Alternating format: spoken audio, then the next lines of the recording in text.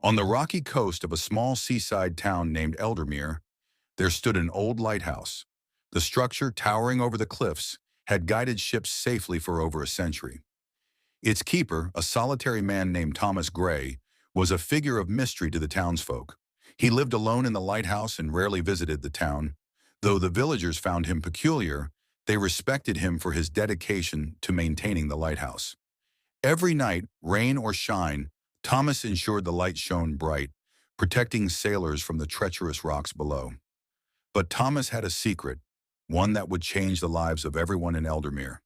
One evening, as dark clouds rolled in and waves crashed violently against the cliffs, Thomas prepared for the worst storm he had seen in years. The wind howled like a wild beast, and rain lashed against the lighthouse windows. Suddenly, a loud knock echoed through the lighthouse. Startled, Thomas opened the door to find a young woman drenched to the bone, clutching a small bundle in her arms. "Please," she begged, her voice trembling, "I need your help."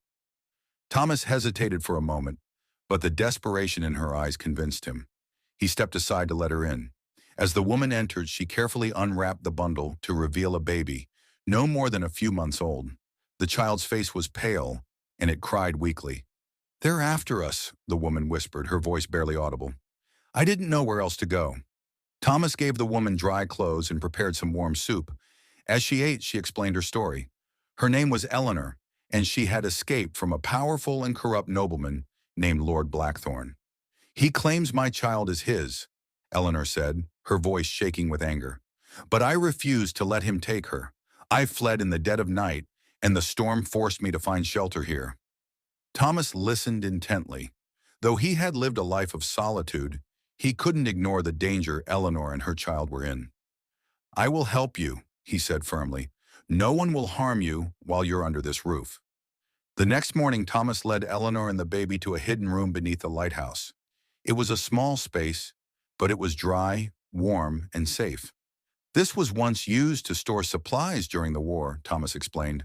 "No one knows about it except me." Days turned into weeks, and Eleanor began to feel at home. She helped Thomas maintain the lighthouse, and in return, he taught her about the sea and the stars. Eleanor was curious about Thomas's past, but he remained tight-lipped. All she knew was that he had once been a sailor who left the sea for reasons he never shared. Meanwhile, in the nearby towns, Lord Blackthorn's men were searching relentlessly for Eleanor and the baby. They questioned villagers, searched inns, and even bribed sailors for information. One evening, as Thomas was walking back from the town market, he noticed two suspicious-looking men asking questions about the lighthouse. He quickened his pace, his heart pounding. When he returned to the lighthouse, he warned Eleanor, "They're getting closer. We must be ready." Thomas devised a plan to help Eleanor and the baby escape by sea.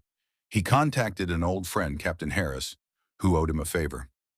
Harris agreed to take Eleanor and her child aboard his ship and sail them to a distant land where they could start a new life. The plan was set for the following week, but as the day approached, Lord Blackthorn's men grew more aggressive in their search. On the night of the escape, the storm returned, fiercer than ever. The lighthouse beacon struggled against the rain and wind. As Thomas prepared to guide Eleanor to the waiting ship, he heard voices outside. "Search the lighthouse," one of the men barked. Thomas quickly hid Eleanor and the baby in the secret room. As the men forced their way inside, Thomas stood at the top of the stairs, blocking their path. "Where is she?" one of the men demanded. "There's no one here but me," Thomas replied calmly.